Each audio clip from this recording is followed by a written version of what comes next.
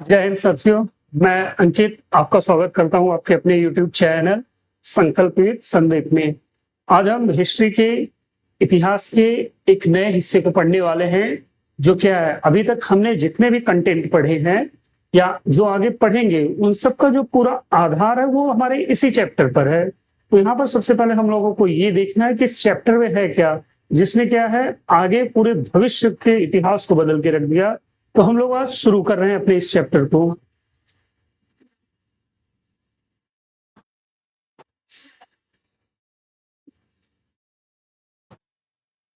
चलिए, आज हम शुरू करने जा रहे हैं पुनर्जागरण।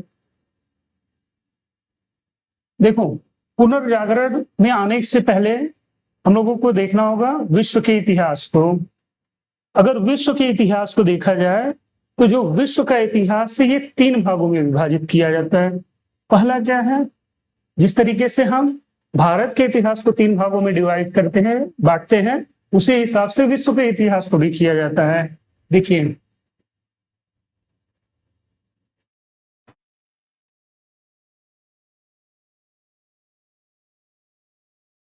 एक हो गया प्राचीन विश्व इतिहास,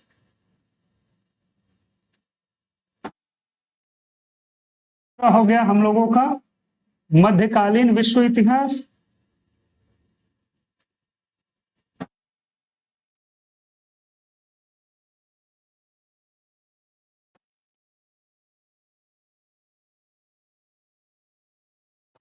और जो तीसरा आता है वो आता है हम लोगों का आधुनिक विश्व इतिहास।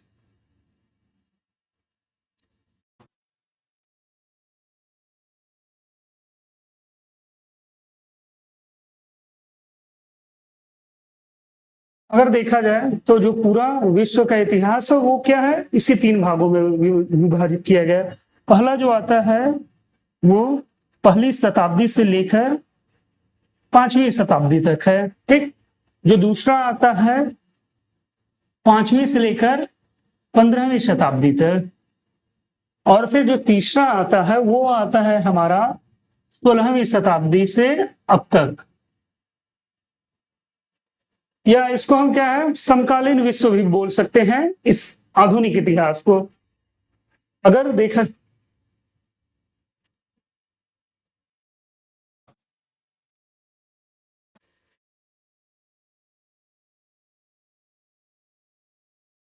अगर देखा जाए तो जो इतिहास है हम लोग आज देख रहे हैं वो मध्यकालीन इतिहास में आता है।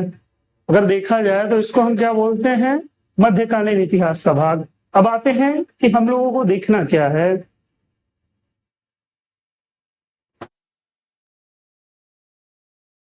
देखिए क्या है, पुनर्जागरण अर्थात फिर से जाग जाना।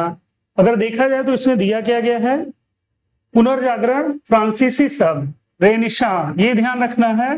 ये जो पुनर्जागरण शब्द आया है इसमें जो वर्ड आया है रेनिशा, ये बेसिकली क्या है, एक फ्रांसीसी शब्द है जिसका हिंदी रूपांतरण है फिर से जीवित हो जाना या फिर पुनर्जीवित हो जाना।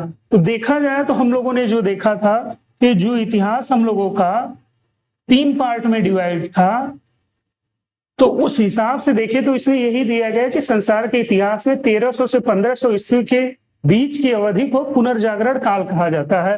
तो मतलब ये वाली अवस्था जो हमने मध्यकालीन देखा था, जिसमें हम लोगों ने क्या है 5वीं से लेकर के 15वीं शताब्दी तक का जो समय रखा था वो है। अब देखो इसमें होता क्या है कि इस टाइम पे मानव अपनी अंधविश्वासी एवं अज्ञानता की प्रवृत्ति को छोड़कर विज्ञान के पथ पर तेजी से बढ़ता है। ये ध्यान दो कि यहाँ पर क्या होता है, इसके पहले एक राजा जो होता था या जो समाज होता था वो पूरे दैवीय सिद्धांतों पर काम करता था। हर जगह राजा से ऊपर क्या है, राजा को ये दिखाया जाता था कि उसकी उत्पत्ति दैवीय सिद्धांत से हुई है, वो देवता के समान है। आगे हम देखेंगे इंग्लैंड की क्रांति, तो उसमें हम लोग जेम्स प्रथम को देखेंगे जिसमें हम लोग ये भी क्लियर कर लेंगे कि दैवीय सिद्धांत है क्या, ठीक। अब ध्यान दिया जाए, इसमें क्या है, पुनर्जागरण के अभ्युदय का गौरव इटली को प्राप्त है।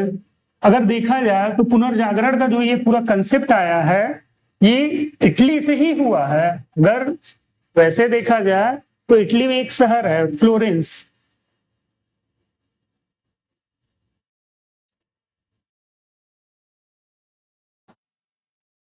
फ्लोरेंस एक शहर है जहां से क्या होता है, पुनर्जागरण का सिद्धांत हम लोगों के सामने आता है।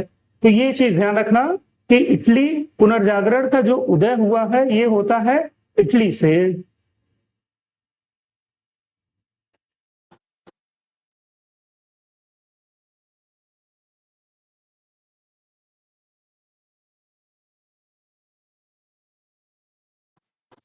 अब देखा जाए कारण, क्या कारण है? कारण है पुनर्जागरण के कारण में तुर्कों का कुस्तुनतुनिया पर अधिकार।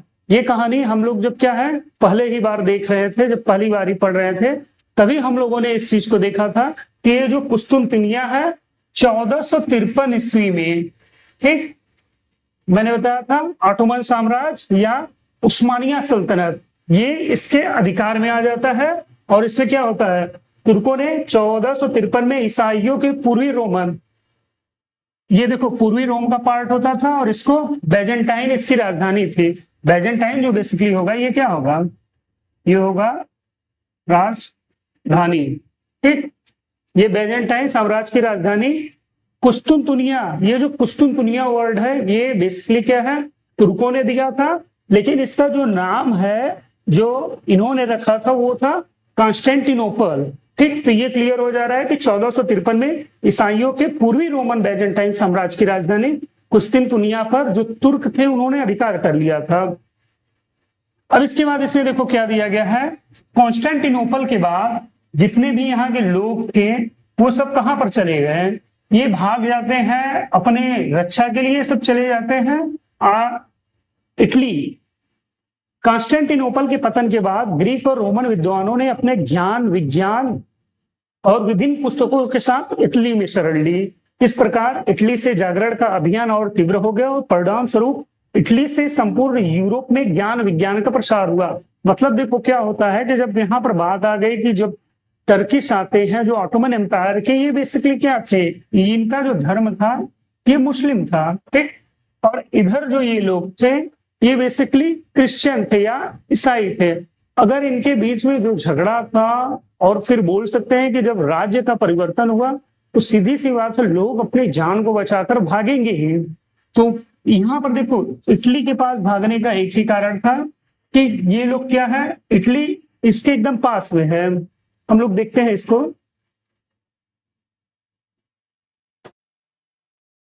देखो ये मैप है, ठीक। ये हो गया हम लोगों का यूरोप का मैप। मैप के अनुसार अगर हम कहें तो ये जो टर्की है, ठीक, ये हो गया ये पूरा हिस्सा, ये उस टाइम पे पूर्वी रोम का हिस्सा हुआ करता था। और यहीं पर क्या है, जैसे ही यहाँ पर इस पूरी जगह पर ऑटोमन एम्पायर आते हैं तो लोग यहाँ के जो पूर्वी रोमन के लोग थे ये कहां पर भागने लगते हैं, ये सब भागते हैं इधर इटली में। ये सब कहां आते हैं, इटली में। देखो क्या है, एक तो सबसे बड़ी बात रोम इसी को कहा जाता है, ठीक। और यहाँ पर क्या है कि लोग यहाँ से जब निकले तो ये एकदम आसान बहुत सीधा सा तरीका है, सीधा सा रास्ता है जिससे ये क्या है इटली में आ जाए। अब देखते हैं इसमें नेक्स्ट क्या है।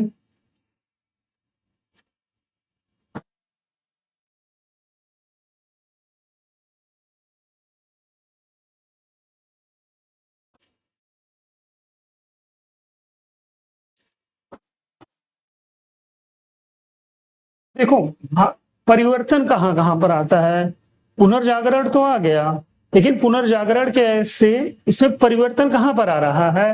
पहले तो आता है भाषा एवं साहित्य के क्षेत्र में परिवर्तन। इस युग में लैटिन भाषा का प्रयोग बोलचाल और साहित्य सृजन दोनों के लिए किया जाने लगा। ये ध्यान देना है कि जो लैटिन भाषा है इसका प्रयोग आम बोलचाल भाषा में होने लगा। लैटिन अगर भाषा आप कहेंगे तो जो प्राचीन इटली था, प्राचीन इटली की जो लैंग्वेज थी वही क्या थी, लैटिन लैंग्वेज थी। फिर इसके बाद इसमें क्या होता है, भाषा और साहित्य पे देखते हैं हम लोग परिवर्तन। ये 1436 में प्रिंटिंग प्रेस का निर्माण जोहान्स गुटेनबर्ग ने किया था, ठीक। गुटेनबर्ग ये बेसिकली जो निवासी थे ये थे जर्मनी के, ये जर्मनी के निवासी थे। 1436 में इन्होंने क्या प्रिंटिंग प्रेस का आविष्कार किया जिसको हैंड प्रेस के भी नाम से जाना जाता है। और इसके बाद 1448 में इन्होंने प्रथम पुस्तक अपने उस हैंड प्रेस से छापी थी जिसको बाइबिल कहा जाता है। ये ध्यान देना कि 1436 में इन्होंने क्या है, प्रिंटिंग प्रेस सेटअप किया था यूरोप में, जर्मनी के गुटेनबर्ग ने, और 1448 ईस्वी में इन्होंने पहली किताब को छापी थी जो बाइबल थी। फिर उसके बाद है विलियम कैक्सटन द्वारा इंग्लैंड में छापा खाना। यहां पर भी ये देखो छापा खाना जो है ये प्रिंटिंग प्रेस है बेसिकली। ये प्रिंटिंग प्रेस जो है ये विलियम कैक्सटन ने इसको सेटअप किया था और ये इंग्लैंड में किया था। और ये कब किया था, 1477 में। ये चासर की कैंटरबरी, ये बेसिकली इंग्लिश में है, ये ध्यान देते हैं। चासर की कैंटरबरी ये इंग्लिश में है। दांते की डिवाइन कॉमेडी में ही लिखी गई है। जो दांते की डिवाइन कॉमेडी है इसको भी क्या है, लैटिन भाषा में ही लिखा गया है। मानवतावादी लेखकों और विद्वानों ने अपनी रचनाओं में मानव के जीवन और सुख शांति पर अत्यधिक बल दिया। इससे मानवतावादी दृष्टिकोण का व्यापक प्रचार व प्रसार हुआ। इस भावना ने पुनर्जागरण को बल प्रदान किया। अब देखा जाए तो मानवतावादी कंसेप्ट है क्या यहाँ पर। देखो मानवतावादी का मतलब ये हो गया जहां पर मानव जीवन को महत्व दिया जाता है। ठीक, मानवतावाद का मतलब क्या हो गया, मानव जीवन को महत्व देना। तो यहाँ पर क्या होता है, मानवतावादी लेखकों और विद्वानों ने अपनी रचनाओं से मानव के जो भी जीवन थे, उनके जो सुख शांति थे, उस पर बल दिया। इससे मानवतावादी दृष्टिकोण का व्यापक प्रचार व प्रसार हुआ। इस भावना ने भी पुनर्जागरण को बल दिया।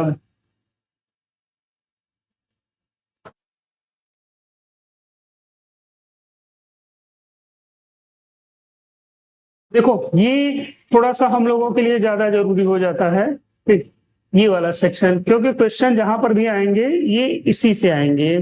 ठीक, इसमें देखो क्या दिया गया है, साहित्य में पुनर्जागरण कि जो पुनर्जागरण आता है मानव के हर क्षेत्र में आया है पुनर्जागरण, जिसमें हम लोगों ने देखा साइंस में भी आएगा, साहित्य में भी आया।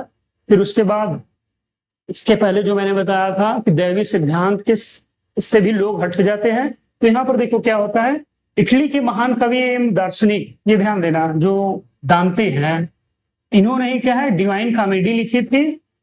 मानववाद के लेखक फ्रांसिस्को पेट्रार्क, मानववाद के जनक, ठीक, ने लैटिन साहित्य पर अपने लेख लिखे जिनमें कैवेलियर लेटर्स, सनेट्स और कैवलियर लेटर्स, ये दोनों जो रचनाएं हैं ये फ्रांसिस्को पेट्रार्क के, जिनको मानववाद का जनक कहा जाता है। यहां पर आते हैं पेट्रार्क के शिष्य, जिनका नाम है जियोवानी बोकासियो। ठीक, इनकी जो बहुत प्रसिद्ध कहानी है ये डेकामरान है, डेकामरान की कहानियां, ये ध्यान देना। जैसे बोकासियो का पेट्रार्क के बारे में ये जानना कि मानववाद के जनक कहलाए जाते हैं। इटली के चाणक्य के रूप में विख्यात मैकियावेली ने द प्रिंस तथा द आर्ट ऑफ वार लिखकर पुनर्जागरण का प्रसार किया। तो अगर देखा जाए तो अगर आप लोगों में से जिसने भी क्या है कुछ भी थोड़ा बहुत राजनीति विज्ञान के बारे में पढ़ा होगा तो मैकियावेली से एकदम रूबरू है। इनको क्या कहा जाता है, इनको इटली का चाणक्य कहा जाता है। कि जो हमारे यहाँ इम्पोर्टेंस चंद्रगुप्त मौर्य के टाइम पे जो उनके गुरु थे चाणक्य, जो उनका महत्व था, सेम उसी टाइम पे यूरोप में जब चाणक्य के रूप में मैकियावेली थे तो इन्होंने क्या है द प्रिंस नामक बुक लिखी। एक तो द प्रिंस और दूसरा क्या है द आर्ट ऑफ वार। ये दो बहुत फेमस बुक है मैकियावेली की, इसके बारे में हम लोगों को ये जानना है। देखिए क्या टॉमस मूर ने यूटोपिया नामक ग्रंथ की रचना की। टॉमस मूर, ठीक, इनको भी क्या है कल्पनावादी कहा जाता है। टॉमस मूर जो थे कल्पनावादी थे। कल्पनावादी का मतलब हो गया इन्होंने जो मानव के बारे में सोचा वो सिर्फ एक कल्पना ही जैसा था, और इसीलिए इनके क्या है जो बुक है इसको भी यूटोपिया इन्होंने लिखा है, जिसमें कह सकते हैं कि जो बाद में आकर के कम्युनिज्म में जैसा कुछ बनता है उसके पहले एक कल्पनावाद करके जो बनाया गया था वो टॉमस मूर ने बनाया था। अब इसके बाद है इंग्लैंड में जियोफर चासर जिन्होंने वे टेल्सबरी की जो बुक्स के बारे में बताया था, वो शेक्सपियर के नाम से सभी लोग वाकिफ होंगे। इनकी जो हैमलेट है बुक है और इनके कई सारी बुक है जो काफी फेमस है। अंग्रेजी भाषा में प्रगतिशील विचारों वाली कविताएं लिखी। मतलब अब हम लोग ये देख रहे हैं कि जो प्रभाव पड़ा है वो सिर्फ लैटिन भाषा पर ही नहीं पड़ता है, वो धीरे धीरे बढ़ रहा है अंग्रेजी भाषी पर भी, और जिसका इम्पैक्ट हम लोग जियोफर चासर और शेक्सपियर के रूप में देख सकते हैं। जियोफर चासर को क्या अंग्रेजी साहित्य के पिता के रूप में भी कहा जाता है।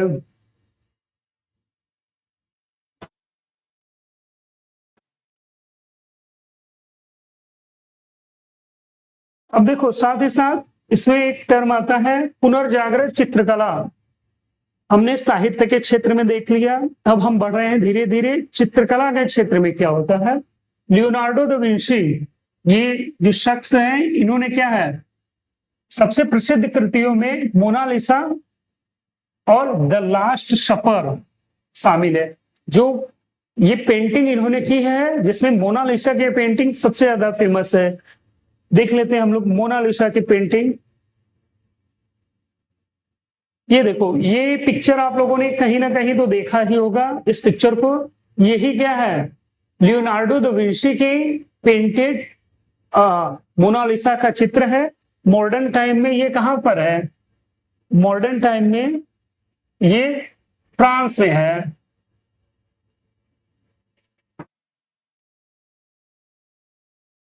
फ्रांस के म्यूजियम में इसको सुरक्षित रखा गया है, और इसको क्या इस वक्त के या बोल सकते हैं इसके पहले वाले समय तक इसको विश्व की प्राचीन सबसे महंगी पेंटिंग्स में रखा जाता है।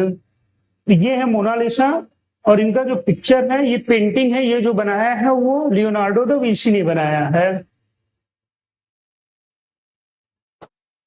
देखिए इसमें क्या है, द लास्ट सपर जो पिक्चर है, इसकी भी एक पेंटिंग है। इसमें क्या है, जो यीशु मसीह है इनको दिखाया गया है अपने कुछ भक्तों के साथ भोजन कर रहे हैं, उसी को द लास्ट सपर कहा गया है। फिर इसके बाद है माइकल एंजेलो, एक नाम है माइकल एंजेलो। सबसे उत्कृष्ट पेंटिंग उपलब्ध वेटिकन के सिस्टीन चैपल की छत पर। ठीक, ये वेटिकन जो है ये भी कहां पर है, ये इटली में है। वेटिकन का नाम आप लोगों ने सुना होगा, वेटिकन सिटी के नाम से भी जाना जाता है। ठीक, विश्व का सबसे छोटा देश कहा जाता है, जो बेसिकली क्या रोम के अंदर पड़ता है, इटली के अंदर। और इसमें क्या होता है, जो ईसाई धर्म के चर्च के जो सबसे बड़े गुरु होते हैं या जिनको पोप कहा जाता है, उनके रहने का ये निवास स्थान है। अब देखो क्या है, द लास्ट जजमेंट को दुनिया में सर्वश्रेष्ठ के रूप में मान्यता प्राप्त है। द लास्ट जजमेंट, ये भी देखो धर्म को रिप्रेजेंट करने के लिए बनाई गई थी। द लास्ट जजमेंट, इसका भी अपना महत्व है। जैसा कि वेटिकन सिटी में इन्होंने जो दीवार की छत के ऊपर एक पेंटिंग्स बनाई है, उनका महत्व है। फिर आते हैं राफेल की 37 साल की उम्र में मृत्यु हो गई। बहुत ही दुर्भाग्यवश इनकी मृत्यु हो जाती है 37 साल की ही उम्र में। और इनकी जो पेंटिंग्स बनी गई है उसमें मैडोना सबसे फेमस है। मैडोना जिनको हम लोग एक दूसरे नाम से भी जानते हैं, मैरी। जो प्रभु यीशु थे उनकी जो मदर थी मैरी, उन्हीं का ही नाम क्या है, मैडोना है। तो इस हिसाब से देखा जाए तो ये अगर पेंटिंग्स के बारे में अगर देखा जाता है तो हम लोगों से जो भी क्वेश्चन आते हैं वो ज्यादातर इन्हीं तीन को लेकर के आते हैं। एक तो लियोनार्डो दा विंची का मोनालिसा और the last supper, Michelangelo का वेटिकन के सिस्टीन चैपल में जो उन्होंने पेंटिंग बनाई है, और फिर द लास्ट जजमेंट। और ऐसे ही क्या है, जो मैडोना है, इनकी जो प्रसिद्ध पेंटिंग बनाई गई है वो किसके द्वारा बनाई गई है, राफेल ने बनाई है मैडोना की पिक्चर को। ठीक,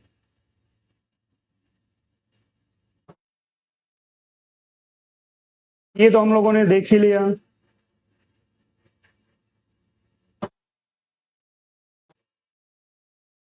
देखा जाए तो इस चैप्टर से जो क्वेश्चन बनते हैं वो इन तीन चित्रकारों, साहित्य से कुछ फिक्स जो हम लोगों ने देखा उनका, और विज्ञान को लेकर के कोई जो खोज हुई। देखो हम लोगों ने शुरू में ही देखा कि जो पुनर्जागरण होता है उसका प्रभाव चित्रकला पर पड़ता है, साहित्य पर पड़ता है, विज्ञान पे पड़ता है।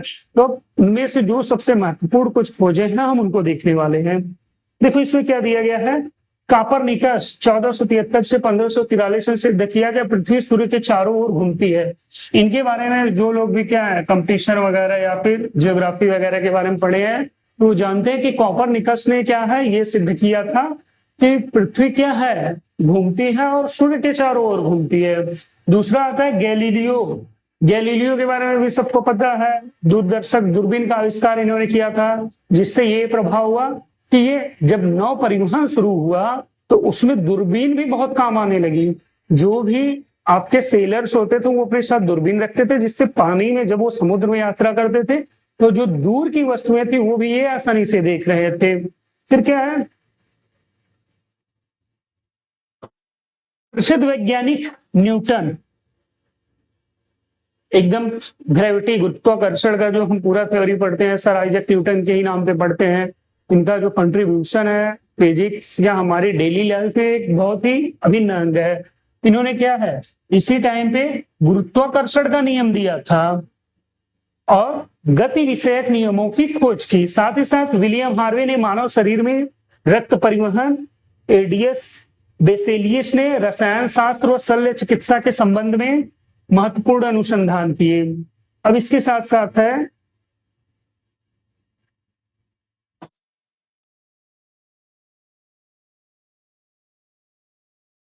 हेलमोंट ने कार्बन डाइऑक्साइड की खोज की। ठीक, हम लोगों को पता है कार्बन डाइऑक्साइड CO2 होता है और इसकी जो खोज हुई थी हेलमोंट ने की थी। जोहान्स केपलर ने ग्रहों की गति के नियम स्थापित किए। आप लोगों ने पढ़ा होगा तो केपलर का भी थ्योरी जो चलती है जियोग्राफी में चलती है, जिसमें इन्होंने क्या है ग्रहों की गति को जो नियम होते हैं उसको स्थापित किए हैं।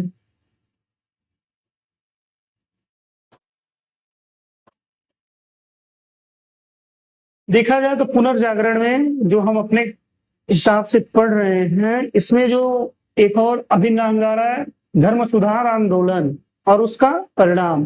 ठीक, राजा की दैवी शक्तियों से हटकर लोग या बोल सकते हैं पोप की जो सर्वोच्चता थी उससे हटकर अब लोग बाइबल पर आना शुरू हो गए थे धर्म सुधार आंदोलन के दौरान के रूप में। इससे क्या है तत्कालीन चर्च में व्याप्त भ्रष्टाचार, ठीक ध्यान दिया जाए। यहाँ पर देखो क्या था, पुनर्जागरण होने का एक ये भी कारण था कि चर्च पूरी तरीके से भ्रष्ट हो चुके थे, अनैतिकता में थे। ठीक, उनका नैतिकता से कोई वास्ता नहीं रह गया था। जो भी पोप वगैरह होता था, जो भी चर्च के पादरी थे, वो अपने को सर्वोच्च दिखाते थे और अपने को ईश्वर के पास खड़ा करते थे, जिससे ये लगता था कि आम जनता जो थी वो पूरी तरीके से इनके बताए हुए रास्तों पर चल रही थी। इंग्लैंड तथा यूरोप में आंदोलन हुआ। जब चर्च की भ्रष्टाचार और अनैतिकता बढ़ी तो इंग्लैंड और पूरे यूरोप में ही इसके लिए विरोध हुआ। यह आंदोलन यूरोप की प्राचीन रूढ़िवादिता जटिलता के विरुद्ध था। तो मतलब जो आपका पुनर्जागरण हुआ धर्म सुधार आंदोलन के दौरान, इससे पूरी तरीके से जो रूढ़िवादिता थी, जो क्या है एक पुराने समय से फॉलो की जा रही थी, जिसमें कुछ सुधार नहीं किए जा रहे थे, एक पूरे रीति रिवाज को उसको यहाँ पर सही करने का काम किया गया है। अब है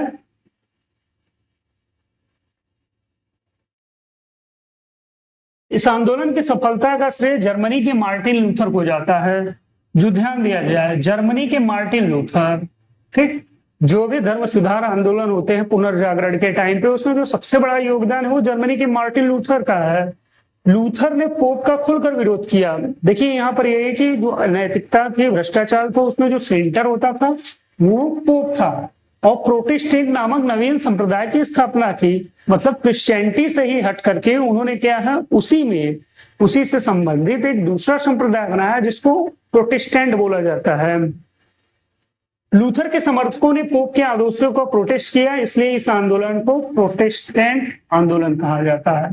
ये ध्यान देना, ठीक, कि प्रोटेस्टेंट आंदोलन जो हुआ था, प्रोटेस्टेंट संप्रदाय, वो बेसिकली क्या प्रोटेस्ट से हुआ था। प्रोटेस्ट का मतलब होता है विरोध करना अंग्रेजी में। इस धर्म की विधिवत घोषणा 1530 में हुई। जो प्रोटेस्टेंट संप्रदाय था, इसकी जो घोषणा होती है कब होती है? 1530 ईस्वी में।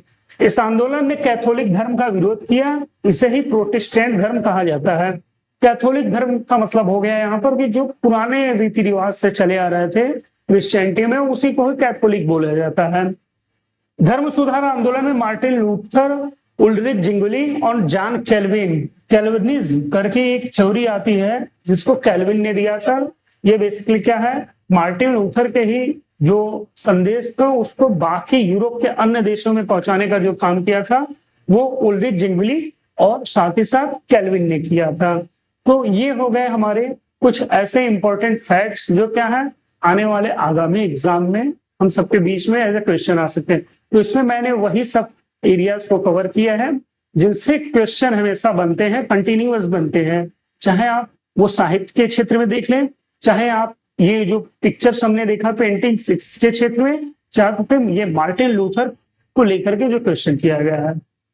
मुझे लग रहा है कि आप लोगों को सब समझ में आ गया आपका। बाकी अब हम मिलेंगे अगले अपने नए क्लास में और कुछ नए सीरीज के साथ, जिसमें हम आपसे ये चाहेंगे कि आप हमारे इस चैनल को सब्सक्राइब करें, लाइक करें और अपनी फ्रेंड एंड फैमिली के साथ शेयर भी करें। जय हिंद।